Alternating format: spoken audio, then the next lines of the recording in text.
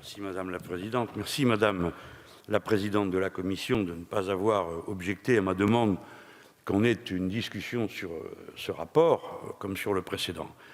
Non, Nour-Sultan Nazarbayev n'est rien d'autre qu'un abominable tyran. Ancien président du Soviet suprême de l'Union soviétique, Premier ministre socialiste, entre guillemets socialiste, s'autoproclame président de la République du Kazakhstan sitôt que l'Union soviétique explose. Voilà d'où vient la légitimité de Nazarbayev. Et ensuite, quoi? Il a fait des progrès démocratiques, en effet, c'est vrai. L'avant-dernière fois, il était élu à 90%, cette fois-ci, il a été élu à 95%. On voit que l'assentiment va croissant. À mesure que l'opposition disparaît, il n'avait que 3 opposants désignés par lui, tous les autres étant interdits.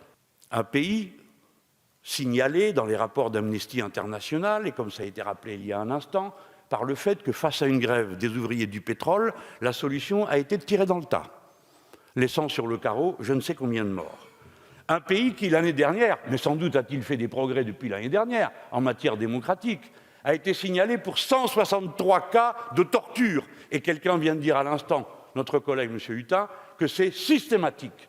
5. Non, je ne partage rien et je suis sûr que la plupart d'entre vous diraient comme moi s'ils en avaient la totale liberté d'expression. Nous ne partageons rien avec ce genre de méthode et avec ce genre de personnage. Ensuite, à l'article 240 et 243, on dit qu'on va renforcer mutuellement la coopération en matière de lutte contre le blanchiment et la corruption.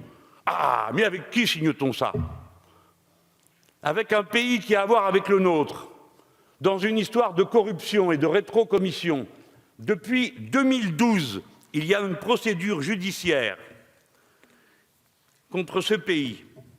La justice française enquête, saisie de faits, citation, blanchiment en bande organisée, citation, corruption d'agents publics étrangers, citation, complicité et recel. Cette affaire n'est toujours pas close, mais par ses détours, elle a fini par atteindre la mise en cause du président du Sénat belge. La Belgique est un pays de l'Union européenne et sans doute les Belges comme nous pensent que tout ça n'est pas conforme à l'idée qu'ils se font du droit. Ce pays est classé 131e sur 176 en matière de corruption et de viol de tout ce que les législations internationales prévoient en matière de droit. À cette heure, je suis du côté de ceux qui sont en prison à cause de Nour-Sultan Nazarbayev et qui ont été torturés, contre ceux qui sont emprisonnés, contre ceux à qui on met ces pastilles pour surveiller ce qu'ils disent et ce qu'ils font. Non, ce n'est pas acceptable.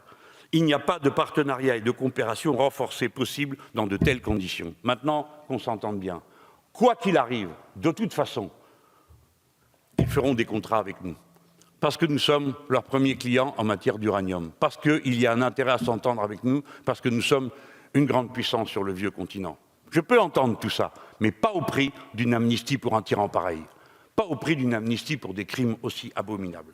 Donc, mes chers collègues, non, il n'y a pas de signe majeur d'avancée démocratique dans ce pays, c'est le contraire. Non, ce pays n'a pas l'intention de respecter davantage les valeurs démocratiques, comme ça a été dit. Non, il ne pratique pas les valeurs françaises. Et voilà pourquoi je ne le voterai pas.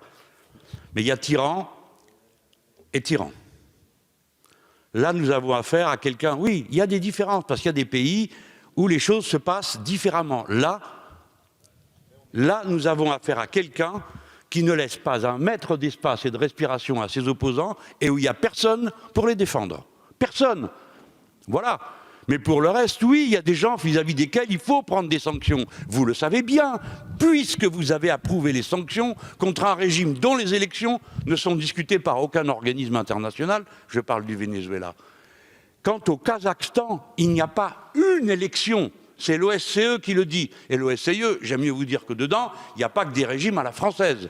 C'est l'OSCE qui le dit, il n'y a pas une élection qui puisse être considérée comme libre au Kazakhstan depuis la fin de l'Union soviétique. Voilà la situation.